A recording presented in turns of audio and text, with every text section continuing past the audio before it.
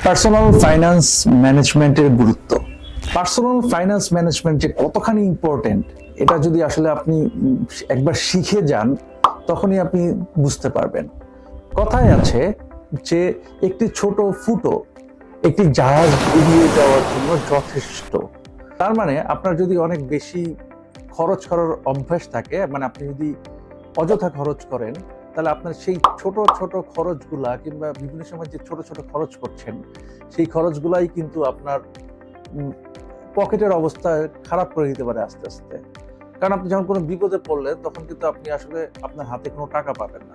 So এইসব কারণে personal finance ম্যানেজমেন্টটা কিন্তু খুবই খুবই ইম্পর্টেন্ট। সো এই পার্সোনাল ফাইন্যান্স ম্যানেজমেন্ট আসলে কতটা ইম্পর্টেন্ট। সো ধরেন আপনি মাসে 50,000 টাকা আর্ন করেন। আপনি কি করলেন, আপনার কোনো ফাইন্যান্স ম্যানেজমেন্ট নাই, পার্সোনাল ফাইন্যান্সমেন্ট নাই, আমার 50,000 টাকা খরচ করছেন, আপনি কি করলেন, সাথে সাথে ইনকাম মানে খরচ করা শুরু করলেন। এখানে খরচ করেন, এখানে খরচ করেন, আপনি কোনো বাজেট করতেছেন না, কোনো কিছু করতেছেন না। যখন লাগতেছে আবার লোন নিয়ে নিতেছেন, বেশি খরচ করে ফেলতেছেন, যেখানে দরকার নাই সেখানে খরচ করতেছেন।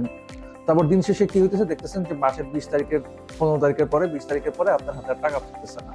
এটা কেন হইতেছে? আপনার পার্সোনাল ফাইন্যান্স ম্যানেজমেন্ট আসলে সমস্যা হয়ে গেছে। কিন্তু আপনি যদি রাইট পার্সোনাল ম্যানেজমেন্ট শিখে যান, আপনি যদি আপনার ইনকাম অনুযায়ী একটা বাজেট প্ল্যান করেন, আপনি যদি সেই বাজেট অনুযায়ী সেই ফান্ডগুলোকে অ্যালোকেট করে দেন আগেই, যে আচ্ছা ঠিক আছে ওই ফান্ডগুলো ব্লক, ওইখানে খরচ করা যাবে না। তারপর আপনি কিছু সেভিংসের জন্য কিছু টাকা রাখলেন। তারপর যদি আপনার কিছু লোন থাকে, সেই লোনের জন্য আপনি আগেই ফান্ড অ্যালোকেট করে রাখলেন, তাহলে কিন্তু দেখবেন যে আপনার পার্সোনাল ফাইন্যান্স ম্যানেজমেন্ট বলেন, সবকিছু বলেন, টাকা আপনাকে অনেক বেশি স্বস্তি দিবে। নাহলে দেখবেন যে আপনি অনেক টাকা আর্ন করতেছেন, কিন্তু দিন শেষে আপনার ইনকামটা, সেই আর্নিংসটাও অস্বস্তিকর হয়ে যাচ্ছে, বিকজ আপনি সব জায়গায় ঠিক মতো ফাইন্যান্সটা ম্যানেজ করতে পারতেছেন না। সো এটা খুব ইম্পর্টেন্ট। এবং এই আপনি যখন প্রপারলি একটা পার্সোনাল ফাইন্যান্স ম্যানেজমেন্টটা শিখে যাবেন, সো তখন কি হবে, তখন আপনার হাতে দেখা যাবে যে আপনার কোনো অতিরিক্ত লোন থাকবে না, আপনার অতিরিক্ত খরচটা হবে না, আপনি মিতব্যয়িতা শিখে যাবেন। মিতব্যয়িতা কিন্তু কোনো খারাপ কিছু না। আর বর্তমান টাইমে সবকিছুর খরচ যেভাবে বাড়ছে, তাতে করে কিন্তু আপনি যত বেশি অগোছালো হন না কেন, আপনার একটা না একটা সময় কিন্তু আপনার এই ফাইন্যান্স ম্যানেজমেন্টটা শিখে যেতেই হবে, আপনার নিজের ভালোর জন্য, আপনার পরিবারের ভালোর জন্য। সো আপনি যত তাড়াতাড়ি শিখবেন তত তাড়াতাড়ি মঙ্গল। আর তারপর কি হবে, আপনি যদি একটা সেভিংস প্ল্যান করে ফেলতে পারেন ছোটখাটো, আপনার ইনকাম অনুযায়ী আয় বুঝে ব্যয় করা, যেটাই বলেন না কেন, তখন কি হবে, আপনার কিছুটা টাকাও জমে যাবে। সেটা কিন্তু আপনার বিপদে আপদে সাপোর্ট দিবে। এখনকার দিনে আপনি অনেক জায়গায় ইনভেস্ট করতে পারবেন।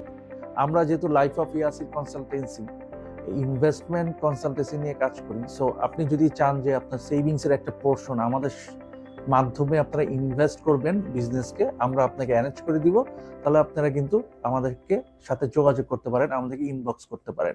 এবং অবশ্যই ভিডিওটি ভালো লাগলে আমাদের চ্যানেল সাবস্ক্রাইব করবেন, আমাদের পেজ এবং আইডি গুলো সব ফলো দিয়ে রাখবেন এই ধরনের আরো দারুণ দারুণ কন্টেন্ট পেতে। সবাইকে অনেক ধন্যবাদ। টাটা।